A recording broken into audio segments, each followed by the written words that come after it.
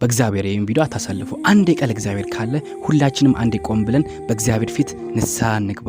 እግዚአብሔር አምላክ ሆይ ወጣትነቴ አሳስቶኝ ስሜቴ ግፋፍቶኝ የማይሆን ነገር አድርጌያለሁና አንተ ማረኝ።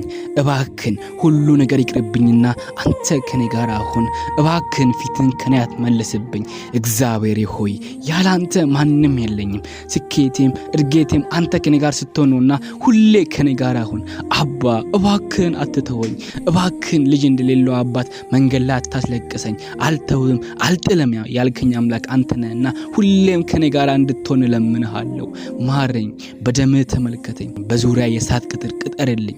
የወጣትነት እድሜን አንተ ወሰደው። ስራብኝ፣ ቀይረኝ፣ ህይወቴን አስተካክለው። ከጭንቀት ከሐዘን ከትካዜ አውጣኝና ወደ ፍቅር ወደ ደስታ ወደ ሰላም አድርሰኝ። አሜን። ይህን ጸሎት በተለይ ለወጣቱ እባካችሁ